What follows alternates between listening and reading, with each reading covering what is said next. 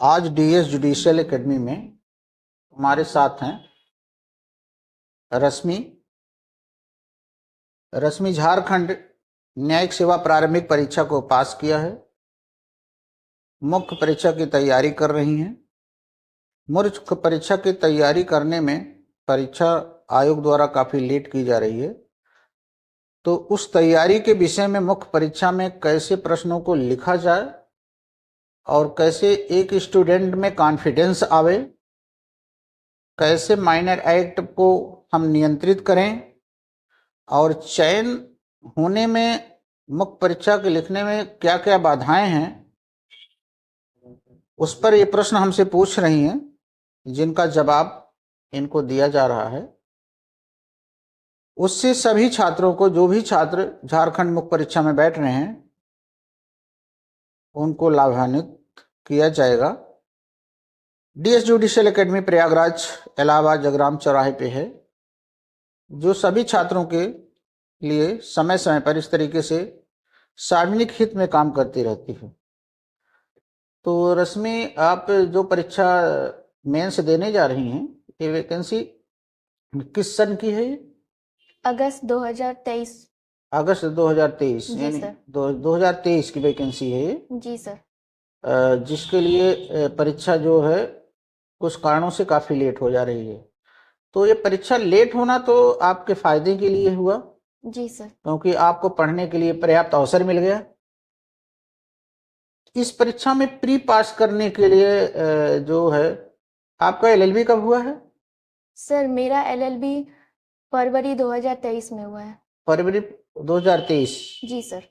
अगस्त 23 में वैकेंसी आई, जी सर। और अगस्त 23 में वैकेंसी आई, फिर उसका परीक्षा हुआ, रिजल्ट लगभग रिजल्ट आई सर 2 जुलाई 2024 को। 2 जुलाई 2024 को। जी सर। तो फर्स्ट अटेम्प्ट में ही तुमने प्री को पास कर लिया जी सर। इसको। तो इतना जल्दी प्री को कवर करने के लिए क्या आपने प्रयास किया, इतना जल्दी प्री आपको हो गया? सर मैंने बेयर एक्ट से सारा प्रोविजन को समझा था, और जैसे जैसे प्री के क्वेश्चन आते हैं, प्रीवियस ईयर में जो पूछे जाते हैं, जितने बार एग्जाम कंडक्ट किए गए झारखंड जुडिशरी का, वो मैंने सारा पढ़ के गई थी। अच्छा अच्छा, जी सर। इससे आपने कंट्रोल कर लिया उसको, बिल्कुल सर। और प्री इस तरीके से हो गया। आपका कोई कॉम्पिटिटिव मित्र वगैरह कोई मदद की, या कोई संस्थान मदद किया, या कोई पारिवारिक मदद मिली इसमें तैयारी में? जी सर, आपने क्रैश कोर्स करवाया था झारखंड जुडिशरी का, और मैं पहले से भी इस कोचिंग में ऑनलाइन पढ़ रही थी, जिससे अच्छा मुझे पूरा हेल्प मिला है। अच्छा। आपने सारा कुछ बता दिया था एग्जाम देने से पहले। हम्म। मुख्य परीक्षा की जो आप तैयारी कर रही हैं इतना दिन से, उस तैयारी की दिशा में अभी तक जो आपने किया है, अभी तक की तैयारी, वो तैयारी का प्रोग्रेस के बारे में कुछ बताइए, आपने क्या क्या किया है? सर मैंने जो झारखंड का सिलेबस है उसको अच्छे तरह से स्टडी किया। हाँ। उसके बाद मेरे में दिमाग में आया कि मुझे टेस्ट सीरीज ज्वाइन करना चाहिए, तो मैंने झारखंड कंबाइंड का सारा टेस्ट दिया। हाँ। और सिंगल पेपर के जो सब्जेक्ट वाइज टेस्ट होते हैं उसको भी मैंने दिया, और मुझे जो नहीं क्वेश्चन आते थे मैंने डे बाय डे आके आपसे पूछा। अच्छा, तो जो आपने कंबाइंड टेस्ट दिया, जी सर। कंबाइंड टेस्ट की कॉपियां आपकी सब चेक हो गई? बिल्कुल सर। सारी कॉपियों को जब चेक करके फिर आपको दिया गया, सामने फिर दिखाया गया, जी सर। उन कॉपियों को देखने के बाद आप क्या महसूस कर रहे हैं, उसमें क्या करना चाहिए आगे? सर मुझे ऐसा महसूस हुआ कि थोड़ा और सुधार की आवश्यकता है, और जो बेयर एक्ट के प्रोविजन है, जो डेफिनेशन है, उसको मैं डायरेक्ट नहीं लिख पाती हूँ, मैं उसके लिए सुधार करूंगी उसमें। जैसा कि आपने गाइडलाइन दिया है कि कैसे कैसे लिखना है, उसका भाव आना चाहिए आंसर का। अगर आप सही से मतलब उत्तर नहीं लिख पाते हैं तो एटलीस्ट ऐसा लिखिए कि आंसर में भाव आ जाए जो बेयर एक्ट में है। ठीक। जो तुम कुछ अपनी पर्सनल गलतियां करती, जो अन्य छात्रों द्वारा नहीं की जाती है, जो तुमसे अक्सर हो जाती है जी सर। उसको भी तुमको ध्यान देना, ये कॉपी में तुम्हारे लिखा गया है। जी सर। और जब तुम टेस्ट क्लास में बैठ कर देती हो वहां भी जाके तुमको बताया जा रहा है हाँ सर। कि यहाँ यहाँ पॉइंट पे तुम सही करो जो कि दूसरे नहीं कर रहे हो गलती। तो टेस्ट देने से तो एक फायदा यह हो गया कि गलतियां उभर करके सामने आ रही हैं, बिल्कुल सर। और उभर करके जब सामने आएंगी तो फिर यहाँ पर वो तो कमियां दूर हो जाएंगी, तो कमीशन के एग्जाम में आपको सुविधा होगी। जी सर। आज हम लोग जिस लिए यहाँ पर इकट्ठा हुए हैं, क्योंकि हम प्रॉपर टाइम तुम्हें नहीं दे पा रहे हैं, तो आज आपके मन में जो पहला प्रश्न है उसके बारे में आप जरा सा बताइए, क्या आप जानना चाहती हैं हमसे आज? सर मेरे मन में जो पहला प्रश्न है वो है कि मैं झारखंड जुडिशरी मेंस परीक्षा देने जा रही हूँ, किंतु मेरा आत्मविश्वास कमजोर हो रहा है, इसके लिए मुझे क्या करना चाहिए? यही महत्वपूर्ण क्वेश्चन है। झारखंड आयोग, झारखंड का जो मेंस एग्जाम है, लेट होने से और बच्चों का मनोबल कमजोर हो जा रहा है कि बच्चे एक बार पूरा तैयार कर लेते हैं, फिर धीमा हो जाते हैं, फिर तैयार कर लेते हैं, फिर धीमा हो जा रहे हैं। इसी से उनका मनोबल कमजोर हो रहा है। जो हमने स्टडी किया कि वो क्या करें, कब एग्जाम होगा, कभी सोचते हैं जनवरी होगा, कोई समझते हैं मार्च में होगा। इस दृष्टि से उनका मनोबल कमजोर हो रहा है। जी सर। लेकिन इसके दूर करने के लिए यहाँ से अच्छा कोई उपाय नहीं है। अपना मन पूरा का पूरा टेस्ट में लगाइए, अर्थात इतने पेपर यहाँ पे हैं, कम से कम 20-25 पेपर अभी भी आप हल कर सकती हो। अगर उसी में आपका मन लगा रहेगा तो आपका मनोबल बढ़ेगा, और जब उसका कॉपी चेक होगी और उसमें निखार आता जाएगा तो आपका मनोबल उससे बढ़ेगा। यानी बेहतर राइटिंग एबिलिटी का विकास करके आप अपने मन को बढ़ा सकते हैं। यानी राइटिंग एबिलिटी को आप डेवलप करिए, राइटिंग एबिलिटी से अपने में सुधार लाइए। ये राइटिंग एबिलिटी एक तो हमारे कोचिंग में हो रही है, और फिर कमरे पर भी राइटिंग एबिलिटी आप करते रहिए। कोई भी प्रश्न उठा करके उसका उत्तर बैठ करके लिखते रहिए। जब उसके उत्तर दोबारा पढ़ेंगी तो आपको खुद ही देखने को लग जाएगा हम में सुधार आ रहा है, फिर आपका मनोबल बढ़ेगा। दूसरा मनोबल बढ़ाने का तरीका यह है कि मैं अगर पहली बार में प्री हो सकती हूं तो मैं मेन भी हो सकती हूं। क्यों नहीं हो सकती? हो सकती हूं 3 बार आप बोलिए अपने आपको, मैं अवश्य होंगी, और जो ये परीक्षा लेट हो रही है इसका मैं पूरा फायदा ले रही हूं। आपका मनोबल बढ़ जाएगा। उसके बाद भी ना बढ़े तो अपने गुरु को याद करो जो तुमको पढ़ा रहा है क्लास में, कि जो हमको प्री पास कराया है वही हमको मेन भी पास कराएगा। फिर मनोबल आपका बढ़ेगा। और बीच बीच में अपने माँ बाप से फोन से बात कर लिया करो। Okay sir. अगला क्वेश्चन क्या है? पीसीएस जे मेंस परीक्षा में उत्तर लिखते समय हमें क्या सावधानियां बरतनी चाहिए सर? देखो बेटा, उत्तर लिखने से पहले हमें प्रश्न को समझना होगा। प्रश्न किस तरफ हमें भेज रहा है, एग्जामिनर का इरादा समझना होगा। जैसे कानून में है इरादे के आधार पर ही दंडित लोग होते हैं, तो कानून की रिक्वायरमेंट क्या है, इरादा क्या है। सबसे पहले प्रश्न को 2-3 बार आप पढ़ लीजिए। जी सर। प्रश्न को पढ़ने के बाद अपने दिमाग को स्थिर करिए, जो वो जानना चाहता वो चीज प्रश्न में जरूर रहे। पहला, जब आप जान जाइए प्रश्न में जो पूछ रहा है, तो इसके बाद देखिए सेट करिए क्रम वाइज प्रश्न लिखना। जो पहले चीज उसमें पूछा गया, जैसे उसने पूछा प्रस्ताव क्या है, फिर पूछा प्रस्ताव की संसूचना कैसे पूरी होती है, फिर पूछा प्रस्ताव के आमंत्रण में अंतर क्या है। अब आप इसमें पहले प्रस्ताव का आमंत्रण का अंतर नहीं लिखेंगे, पहले प्रस्ताव का आमंत्रण नहीं लिखेंगे, पहले प्रस्ताव लिखेंगे। उसमें के क्रम से सारी चीजों को आप लिखेंगे। पहले प्रपोजल, कॉन्ट्रैक्ट का टेस्ट दी होंगी तो उसमें है, पहले प्रपोजल लिखेंगी, फिर इसकी सूचना संसूचना कैसे दूसरे को दी जाती है, फिर ये लिखेंगी, और फिर लिखेंगी इन्विटेशन टू ऑफर पर 2 लाइन लिखेंगी कि प्रस्तावक जिसमें अपनी अंतिम इच्छा व्यक्त करता है वो प्रस्ताव, और जिसमें अंतिम इच्छा नहीं व्यक्त करता वो प्रस्ताव के लिए आमंत्रण है। दोनों अलग अलग लिख करके फिर जाकर अंतर करेंगी, अर्थात स्टेप वाइज स्टेप अपने उत्तर को ले जाकर के एग्जामिनर के चरणों में समर्पित कर दीजिए। Okay sir. आया समझ में? जी सर, बिल्कुल।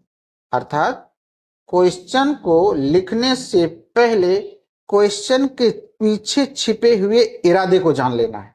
Okay sir. जैसे आप ट्रेन में बैठी हैं और आपकी सीट के आगे वाले सीट पर बैठा है वो एक अपराधी टाइप का आदमी है कि एक अच्छा टाइप का आदमी है, यह आपको समझना पड़ेगा। इसी के आधार पे उसके दिए हुए बिस्कुट के आप खाएंगे, उसके दिए गए नाश्ते को खाएंगे, वरना उसका कुछ भी नहीं खाएंगे। अर्थात उसके इरादे को भांपिए है क्या। अगला क्या प्रश्न है? सर अगला क्वेश्चन है बीएनएस अर्थात आईपीसी का एक प्रश्न मैं आपसे पूछना चाहती हूँ सर। हाँ। इसके उत्तर में हम क्या लिखेंगे? हाँ। निजी सुरक्षा अधिकार का प्रयोग प्रतिशोध के लिए नहीं बल्कि आत्म खतरा जो स्वयं द्वारा उत्पन्न न किया गया हो को टालने के लिए होता है। इस कथन की व्याख्या कीजिए और बताइए किन सीमाओं के अधीन आक्रमणकारी की मृत्यु की जा सकती है सर। बहुत ही महत्वपूर्ण क्वेश्चन आपने पूछा ये, और इसी क्वेश्चन का एक पार्ट आज बीएनएस के क्लास में भी पढ़ाया गया। अगर ऑनलाइन पढ़ी हूँ आज, जी सर, तो इसका एक पार्ट आज पढ़ाया गया बीएनएस के क्लास में 4 बजे से 5:30 बजे के बीच। दूसरा पार्ट अभी पढ़ाया जाएगा कल। जी सर। तो इसमें देखिए, जब किसी क्वेश्चन को आप देख रही हैं तो देखिए एग्जामिनर उस क्वेश्चन में किन किन बातों को पूछा है। उसको जानने के बाद अब स्टूडेंट का दिमाग यहाँ क्या भगता है, ये जान गया कि क्या इसमें पूछा है। अब उसका भगता है कि इसको हम उत्तर कहाँ से लिखेंगे। अब वहां ले जाता है तो उसकी कॉपी दिखती है, अर्थात नोट्स जहां बनाया है। अब उस नोट्स से जब वो अपने दिमागी सर्वर से उत्तर खींचता है तो पेपर के प्रश्न के अनुसार उत्तर वहां से लेना चाहिए। बिल्कुल सर। लेकिन वहां खींचने में उसका पूरा नोट्स आ जाता है। दिमाग का उस सर्वर उसको पूरा नोट्स खींच लेता है। पूरा ना खींच करके उसमें से उतने पार्ट खींचना है जितना पूछा है, लेकिन जब पूरा वहां से खींच लाता है पूरा लाके कॉपी पे लिखवा देता है, और प्रश्न में जो खास चीज रहती है वो छूट जाती है। जी सर। होता है सर? जी सर, बिल्कुल ऐसा ही होता है। ऐसा ही हो जाता है। अर्थात मैं जो नोट्स में बनाए हूं मैं वही लिख देती हूं, थोड़ी देर के लिए भूल जाती हूं कि उसमें से पूरा नहीं इसमें लिखना है। इसके अंदर बीएनएस का सेक्शन आ रहा है 38। जी सर। आईपीसी का सेक्शन आ रहा है 100। जी सर। वो नीचे का पार्ट है, सारे स्टूडेंट वही लिख देते हैं। जी सर। पहले वाला पार्ट जो है वो सेक्शन 37 बीएनएस है और 99 आईपीसी है, उसके छोड़ देते हैं पहले वाला पार्ट। लेकिन वो जान नहीं रहे को पहले वाला पार्ट वही है उस क्वेश्चन का। जी सर। निजी प्रतिरक्षा का अधिकार आत्मरक्षा का है, ये पार्ट स्टूडेंट से छूटता है क्योंकि ये कोटेशन है। जी सर। तो ऐसे उत्तरों में क्या सावधानी बरतनी चाहिए कि क्वेश्चन को गंभीरता से अध्ययन करके आप जान लें कि क्या हमसे ये जानना चाहता है।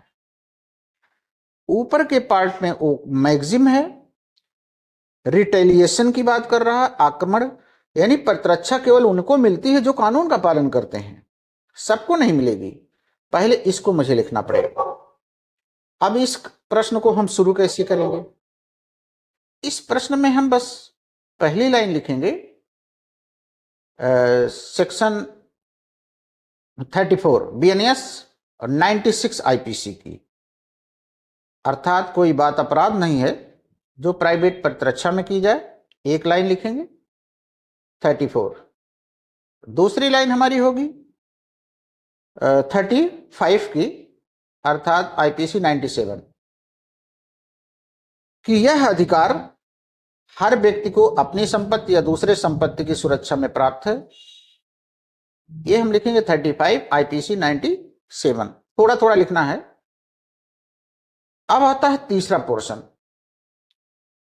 प्राइवेट प्रतिरक्षा का अधिकार आत्मरक्षा का बदला लेना नहीं, इस पर। अब आप लिखेंगी प्राइवेट प्रतिरक्षा पर सीमाएं, एक हेडिंग डालेंगी प्राइवेट प्रतिरक्षा पर सीमाएं। फिर लिखेंगे कि प्रश्न पत्र के अनुसार प्रश्न पत्र में दी गई मैगजीम सेक्शन 37/99 IPC पर है, जिसे हम प्राइवेट प्रतिरक्षा पर सीमाओं के माध्यम से लिखेंगे। प्राइवेट प्रतिरक्षा पर सेक्शन 37 BNSS/99 IPC के अनुसार 4 सीमाएं दी गई हैं। लोक सेवकों के विरुद्ध राइट ऑफ प्राइवेट डिफेंस नहीं, जब तक मृत्यु या घोरपद का खतरा ना हो। जी सर। लोक सेवकों के निर्देश से कोई व्यक्ति काम कर रहा हो, उससे भी कोई प्राइवेट प्रतिरक्षा नहीं मिलेगी, ये यदि मृत्यु या घोरपद का खतरा ना हो। ये आज क्लास में हुआ है। जी सर, जी सर। तीसरा, यदि लोक प्राधिकारियों की सहायता मिल सकती है तो आपको लेना चाहिए, प्राइवेट प्रतिरक्षा नहीं मिलेगी, नहीं तो नहीं मिलेगी।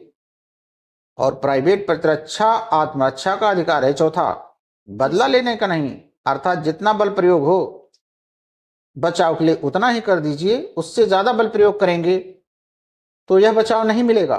पैरा चेंज प्रश्न पत्र में दी गई मैगजीम 37 के चौथे पैरा पर आधारित है, /99 IPC चौथे पैरा पर आधारित है, जिसमें कहा गया है कि प्राइवेट प्रतिरक्षा में केवल उतना ही बल प्रयोग करिए जितना आपके बचाव के लिए आवश्यक है, उससे ज्यादा नहीं। फिर भी यह भी ध्यान देने योग्य है, प्राइवेट प्रतिरक्षा किसी सोने के तराजू पे नहीं तौला जा सकता। किन परिस्थितियों में कितनी प्रतिरक्षा चाहिए, यह तथ्य का विषय है। इसे निम्न केसों द्वारा स्पष्ट किया जा सकता है। फिर इसमें 2 केस लिख देंगे। अमजद खां बनाम मध्य प्रदेश राज्य, मुन्ने खां बनाम स्टेट। जी सर। ये 2 केस हैं, इन दोनों केसों का डिसीजन दे देंगे और फिर लास्ट में कह देंगे, इस बातों से स्पष्ट है, प्राइवेट प्रतिरक्षा केवल अपनी बचाव में करिए, किसी की जान लेने के लिए नहीं। फिर सेक्शन आगे आके 38 लिखेंगे, BNS 100 लिखेंगे IPC, और उसमें क्लास A से G तक है। जी सर। वो सारी चीजें लिखेंगे। यानी आक्रमणकारी यदि मृत्यु कर घोर उपहति करता है, बलात्कार या unnatural lust, kidnapping, abduction, acid attack या रॉन्गफुल कन्फाइनमेंट, जहां सरकारी सेवक नहीं मिल सकते हो, ये सारे कार्य करता है तो उसके विरुद्ध आक्रमणकारी की जान ली जा सकती है। बस ध्यान रहे 37 का पालन करते हुए। लेकिन 39 यह भी कहती है, अगर उपरोक्त कंडीशन नहीं है तो मृत्यु से कम कोई क्षति की जा सकती है। तो इस तरीके से सेक्शन 38 सेक्शन 100 IPC ये बताती है कि किन दशाओं में आक्रमणकारी की मृत्यु की जा सकती है। 38 के पहले पॉइंट, मृत्यु या गंभीर उपहत्या पर केस आप लिख दीजिए। लियाकत अली बनाम state of UP. Yes sir. Citation yes sir. 1987 supreme court. Rape वाले पे आप लिख दीजिए यशवंतराव बनाम मध्य प्रदेश राज्य। किडनैपिंग में प्रकाश चंद बनाम राजस्थान राज्य की केस आ जाएगी। विश्वनाथ बनाम स्टेट ऑफ यूपी की केस आ जाएगी। जी सर। तो इतनी केसेस के साथ यह क्वेश्चन जाकर के पूरा हो जाएगा। कुछ आया समझ में? जी सर, बिल्कुल समझ में आ गया। आगे जी सर। क्या पूछ रही हो आगे? आगे सर मेरा व्यक्तिगत समस्या मैं पूछना चाहती हूँ कि मेरी व्यक्तिगत समस्या है, मैं माइनर एक्ट झारखंड मेंस के लिए कैसे तैयार करूं सर? हाँ। प्रश्नों का उत्तर लिखते समय किन बातों पर विशेष ध्यान दूं? देखिए, माइनर जो एक्ट हैं, जितने माइनर एक्ट हैं वहां के, एक तो होते हैं स्थानीय, एक होते हैं सेंट्रल। जी सर। तो स्थानीय में जैसे रेंट कंट्रोल एक्ट, वहाँ का है, झारखंड का। और सेंट्रल का जैसे SRA एक्ट है, ये भी एक माइनरी एक्ट है। जी सर। तो जो सेंट्रल वाले हैं तो ज़्यादातर तो आपके तैयार हो जाएंगे, क्योंकि आपके पास बराबर टच में है। और जो स्टेट वाले में उसमें थोड़ा ध्यान देना पड़ता है, मतलब जिसका कम यूज होता है। आप इनको छोटे छोटे क्वेश्चनों में लिखना है। जो क्वेश्चन परीक्षाओं में पूछे गए हैं उनको छोटे छोटे में, मतलब 1.5 पेज में, 2 पेज में, A4 साइज के पेज पे इनका आंसर लिख लेना है। और लिखने में आपको ज्यादा नहीं, 1 घंटा लगेगा। और उन्हीं चुक को बार बार आप पढ़ते रहिए, बार बार। जैसा कि हमने तुमको एक विषय पर कंप्लीट लिखाया भी है, NI एक्ट पे। जी सर। NI एक्ट का मैंने आपको लिखाया है आंसर, और भी किसी को लिखाया याद नहीं आ रहा है। NI एक्ट का तो पूरा याद आ रहा है, लिखाया था। आर्बिट्रेशन में भी कुछ लिखाया था। तो इन प्रश्नों को 2-2 पेज में आप कंसाइज कर लीजिए। जैसे आपको बताते हैं, चेक बाउंस वाला है। जी सर। अगर चेक बाउंस हो जाता है तो उसके बाउंस होने पर कैसे आप पाएंगे, तो 138 को पहले थोड़ा सा हम समझाएंगे, लेकिन उसके पहले बताएंगे। चेक बाउंस होने पर हमारे पास रेमडी पहले सिविल थी, लेकिन 1988 में से क्रिमिनल बना दिया गया, तत्काल राहत के लिए क्रिमिनल बना दिया गया। और चेक बाउंस पर 138 का पालन में क्रिमिनल कंप्लेंट आएगा। और क्रिमिनल कंप्लेंट के लिए ये बातें होंगी, उसमें 3 बातें दी गई हैं मेन। और ये सारे प्रोसीजर हैं, सारा लिखते हुए उस पर आप केस ला लिखते हुए 2 पेज में पूरा आंसर तैयार कर लीजिएगा। मैंने लिखाया है उसी को। जी सर। 2-2 पेज में हर आंसर 2 पेज में। जैसे NI 2 पेज, जैसे विनिमय पत्र है, चेक है, इन सब पे 2 पेज से ज्यादा कोई भी चीज मत रखिए। लिख करके रख लीजिए फाइल में, उसी को पढ़ते रहिए। अर्थात माइनर एक्ट को बिना लिखे मत पढ़िएगा। 2 पेज में लिख करके उसको रख करके बार बार उसी को पढ़िए, आपके जबान पे वो आ जाएगा। सर, मेरा अगला प्रश्न यह है कि यदि मेरे द्वारा लिखे गए उत्तर में लिखने के बाद मुझे पता चले कि इसके उत्तर में कोई गलती हो गई है, जैसे सर धारा की गलती, केस लॉज की गलती, अपवाद या परंतु की गलती, तो उपरोक्त को हम कैसे सही कर सकते हैं सर? इसका तो तुम एक्सपर्ट हो, ये गलतियां तुमसे अक्सर होती हैं। जो भी नोट्स जो क्लास में लिखाया जाता है वहां भी कभी कभी हो जाती हैं, या ये हो जाती हैं। जब तुम कोई आंसर लिखती हो तो थोड़ा 2 लाइनों के बीच में गैप रखो। Okay sir. उससे एक तो राइटिंग सही हो जाएगी, और जब गैप रहेगा तब कोई चीज जोड़ोगी तो वो साफ दिखेगी। जब दोनों लाइनों के बीच गैप नहीं रहेगा, कोई चीज जोड़ोगी तो गंदा हो जाएगा। जी सर। मैं बच्चों को समझाता हूं कि जब भी अपने नोट्स बनाइए 2 लाइनों के बीच में आप गैप रखिए। कोई नई चीज 1-2 दिन बाद जोड़ने को हो जाए, जैसे आज ही जोड़ने का आ गया था सिविल प्रोसीजर कोड में, ऑर्डर 7 रूल 11, ऑर्डर 7 रूल 13 जोड़ना पड़ गया था बाद में। तो 2 लाइनों के बीच में जब गैप आप रखेंगे मेन परीक्षा में भी, जहां लिमिट नहीं है लाइनों इनका, तो फिर आप कोई चीज जोड़ने में सुविधाजनक होगा। एक हल्का सा आप निशान बना के जोड़ सकती हैं। दूसरा, अगर 2 लाइन के बीच आप गैप रखेंगी तो फिर आपकी राइटिंग भी अच्छी हो जाएगी। जी सर। ऐसी दशा में आपकी राइटिंग भी सुधर जाएगी। और कोशिश हो हमें जोड़ना ही ना पड़े, क्योंकि ये आदत बन गई अगर जोड़ने की। बहुत सारी, कम से कम 20 बच्चे बच्चियां हैं यहाँ पे, वो बिना जोड़े रहेंगे ही नहीं। मतलब जैसे उनका जन्मसिद्ध अधिकार है कि जोड़ना, कुछ भी लिखेंगे जोड़ना आ जाएगा। जैसे तुम्हारे साथ कल हुआ था, TPA की धारा 52 लिख डाली थी, तो वहां था TPA की धारा 105, तो कटिंग करना पड़ा। तो कोशिश हो पहले हो ही ना, अगर हो रहा हो तो ये तरीका अपना लो तो थोड़ा सा राहत हो जाएगी। लेकिन ये इलाज नहीं है, ये उपाय मात्र है, फाइनल इलाज नहीं। फाइनल कॉन्फिडेंस बनाना है आपको। जी सर, मेरा प्रश्न था जिनका चयन होता है उनके और हम जैसे छात्रों के बीच क्या अंतर होता है सर? तुम्हारे में और उनके बीच अंतर को समझने के लिए मैं आप बहुत छोटी सी बात बताती हूँ। यहाँ बता रहा हूँ आपको कि जैसे एक स्टूडेंट है, सुबह टाइम से उठता है, समय से नहाता, अपनी तौलिया सही स्थान पर रखता है, समय से नाश्ता करता है, समय से खा जाता, समय से सो जाता है। यही वो स्टूडेंट करते हैं अपने पढ़ाई के बारे में। जी सर। अपने सारे काम व्यवस्थित तरीके से करते हैं, फिर उनका तैयार होता रहता है। एक दूसरे हैं, वो ठेलने वाला ऑटो की तरह होते हैं, वो धक्का धक्का प्लेट ऑटो होते हैं। जब कहिए तब वो पढ़ेंगे, बाकी समय पर नहीं पढ़ेंगे।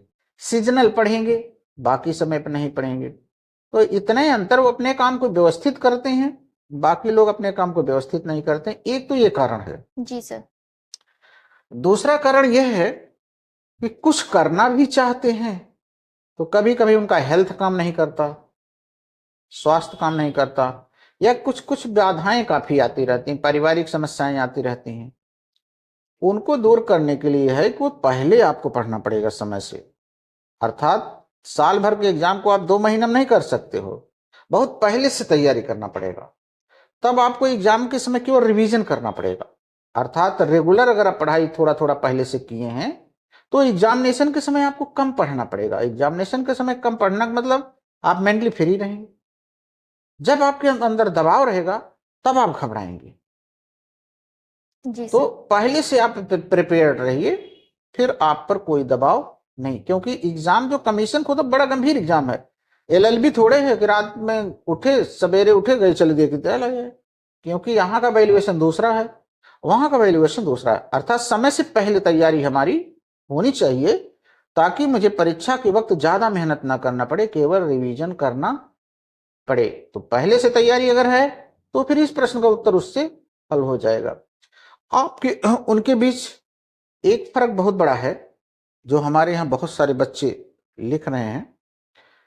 जब भी किसी प्रश्न का उत्तर लिखते हैं वो लोग बड़ी गंभीरता के साथ लिखते हैं, और दूसरे लोग हैं बहुत बेमन से लिखते हैं। बेमन का मतलब है पहले दूसरे पेज पे तो काफी सुंदर, अंतिम दोनों पेज पे तो जैसे थूक देते हैं कॉपी पे ही, राइटिंग ही नहीं पढ़ पाते हैं। आपका लिखावट शुरू से अंत तक एक ही तरीके से होनी चाहिए। जी सर। और बेटा कुछ? और सर मेरा लास्ट क्वेश्चन था, किसी प्रश्न में अच्छा अंक पाने के लिए उस प्रश्न का उत्तर कैसे लिखें? हाँ, किसी भी बारात में जाने के लिए कितनी तैयारी करता है आदमी। जी सर। ब्रांडेड कपड़ा, ब्रांडेड टेलर, कार से जाना, मतलब इतनी ज्यादा तैयारी करके जाता है। अर्थात पूरी तैयारी के साथ हमको काम करना है। नंबर 1, जैसे क्वेश्चन संख्या हम सही सही डालें। पहला क्वेश्चन जैसे, जी सर। क्वेश्चन संख्या हम ठीक तरीके से उसमें डालें। आप तो मान लीजिए कभी कभी कॉपियों में क्वेश्चन छपा रहता है, क्वेश्चन संख्या सही सही डालें। दूसरा, पहला तो क्वेश्चन संख्या सही डालते गलती हो जाती छात्रों से, तो आपका लिखा लिखा सब बेकार हो जाएगा। Yes sir. दूसरा, उसके खंड जितने हैं सबके खंड का उत्तर हम एक जगह लिखें। जी सर। दूसरा, तीसरा, क्वेश्चन में जो पूछा गया वो चीज छूटने ना पावे। स्पेशल रूप से पूछा गया है, जैसे प्रस्ताव क्या है, प्रस्ताव आवश्यक तत्व, प्रस्ताव प्रस्ताव के लिए आमंत्रण, आमंत्रण छूट गया भूल से, बाद में कहीं हम देख ही नहीं पाए, तो आपके पापा थोड़े कॉपी जांच रहे नहीं देख पाए। तो उसके अंदर का कोई पार्ट उसमें से छूटने ना पावे। हर अटेम्प्ट को लास्ट अटेम्प्ट मानकर चलना रश्मि। जी सर। ये नहीं कभी तो मेरी उम्र ही क्या है, जैसे कम उम्र में तुम फ्री हो गई, इसका मतलब थोड़े कि अभी तो मेरी बहुत उम्र है। उसको हर अटेम्प्ट को लास्ट अटेम्प्ट मान करके आपको परीक्षा देना है। जी सर। तो एक काम तो ये करना है। जी सर। और जिस दिन आप एग्जाम देने जा रही हैं उस रात को भरपूर सो के जाइए। Okay sir. नींद अगर कम रहेगी तो आपको नींद आएगी, वहां पे क्वेश्चन देखने में दिक्कत होगी, दबाव रहेगा। जैसे हमारे टेस्ट में एक छात्र के साथ हुआ, पूरी रात पढ़ा, यहां आया लिख ही नहीं पाया जब बड़ा वाला टेस्ट हुआ था। जी सर। इन सब बातों को अगर ध्यान दिया जाए, बाकी ईश्वर के रूप पे छोड़ दिया जाए, क्योंकि अंतिम सत्ता तो वही है। बिल्कुल सर। अंतिम सत्ता वही है। आप जो भी करेंगे उन्हीं की इच्छा से करेंगी, लेकिन आप करेंगे तो वो तुम्हारी इच्छा बन जाएंगे। तो डॉक्ट्रिन ऑफ कर्मा, पहला तो कर्म है, बाकी तो भगवान की इच्छा है। इस पर यानी धर्म को भी हमें ध्यान पर रखना है, अपने दिमाग पर उसका भी पूरा ध्यान रखना है। समय का बहुत ध्यान रखना, परीक्षा सेंटर पर हम समय से पहुंचे। जी सर। तो सारे प्रश्न हुए? जी सर, सारे प्रश्न का उत्तर मुझे मिल गया है सर। तो रश्मि, बहुत अच्छे अच्छे प्रश्न तुमने अपने गुरु जी से पूछे। इस प्रश्नों की सीरीज में हम लोग अगला प्रश्न फिर तैयार करते हैं, जो विषयों के होंगे, और उनके उत्तर लिखने का तरीका हम आपको बताएंगे। नेक्स्ट वीडियो जब शूट होगा तो सभी छात्र इसको ध्यानपूर्वक देखें, वीडियो को अधिकतम लोगों को शेयर करें, ताकि सभी लोगों का प्रश्नों के उत्तर लिखने का लाभ हो सके। और वीडियो को शेयर भी करें, लाइक भी करें, कमेंट भी करें, ताकि सिविल जज पढ़ने वाले सारे छात्रों को लाभ हो सके। कुछ कहना है रश्मि बच्चों को, अपने मित्रों को? सर बस अपने आप पे भरोसा रख के मेहनत करना है, और जो आपके टीचर है, गुरु है, उन पे पूरा भरोसा करके मेहनत करना है।